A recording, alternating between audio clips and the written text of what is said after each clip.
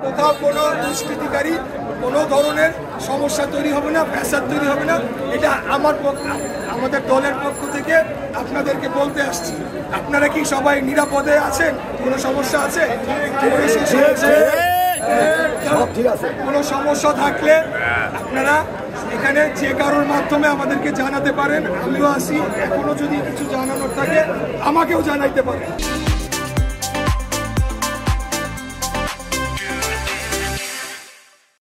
নিরাপত্তাহীনতায় ভুগবেন না। এই দেশটা আমাদের সকলে, আমার যতটুকু, দাদার ততটুকু, প্রত্যেকটা নাগরিকের সমান অধিকার।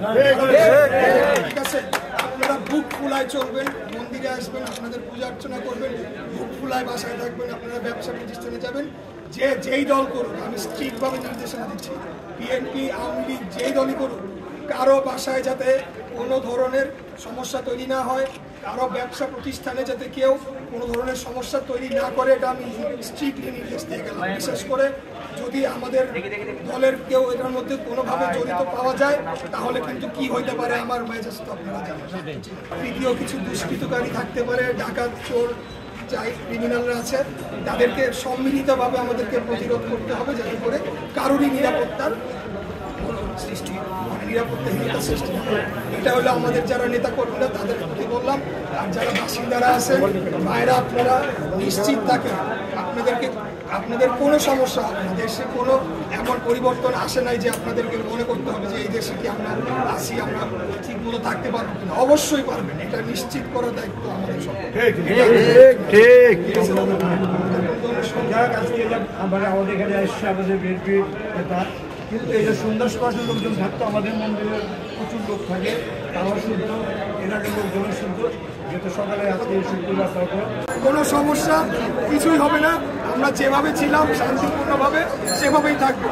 একটা সাময়িক সমস্যা দেশে তৈরি হয়েছে, 2-3 দিন সরকার ছিল না, কিন্তু গতকাল একটা সরকার শপথ নিয়েছে, পুলিশ বাহিনী নিয়ে এখন আবার যার যার থানায় ফিরে যাচ্ছে। আমরাও এখন মাঠে আপনাদের সাথে দেখা করতে এসেছি। দেশে শান্তিপূর্ণ অবস্থায় আমরা দেশকে এগিয়ে নিয়ে যাব। সবাই যে যার মতো, যার যার বাড়িঘর, ব্যবসা প্রতিষ্ঠান, ধর্মীয় উপাসনালয়, যার যার মতো করে আপনারা থাকবেন, কোনো সমস্যা নেই। ঠিক আছে?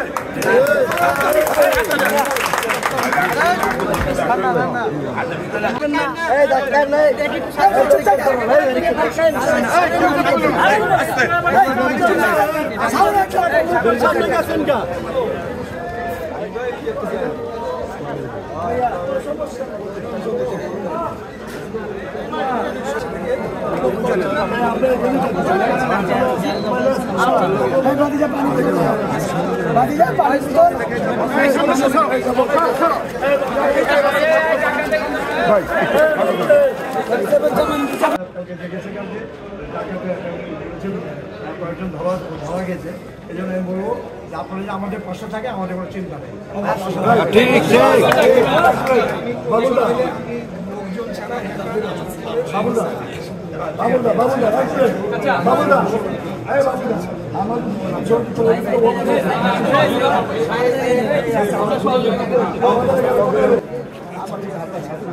দাদা সবসময়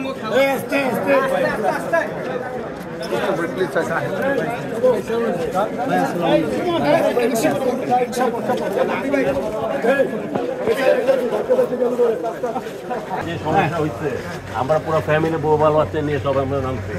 আমি জগন্নাথ কলেজের ছাত্র দলের 78-79 থেকে একদম জড়িত, একদম পুরো কলেজে ছিলাম। আর আপনার আব্বার সাথে আমাদের অত বছর ছোটোবেলার থেকে আমরা একসাথে আসছি। আজাদ ভাইও আমরা এক লোকের ইয়ের সাথে আপনার রাত্রি হয়।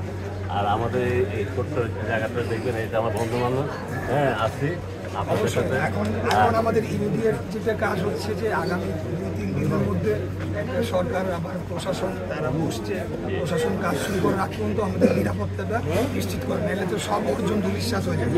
এর জন্য আজকে আসছি। আপনারা তো স্থানীয়, দায়িত্বটা আপনাদের উপরেই বর্তায়। আমার থেকে যা যা করণীয় যদি কিছু থাকে আমি তো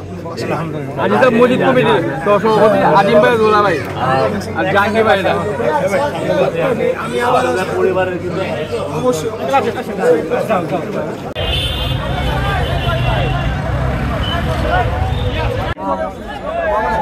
ভাই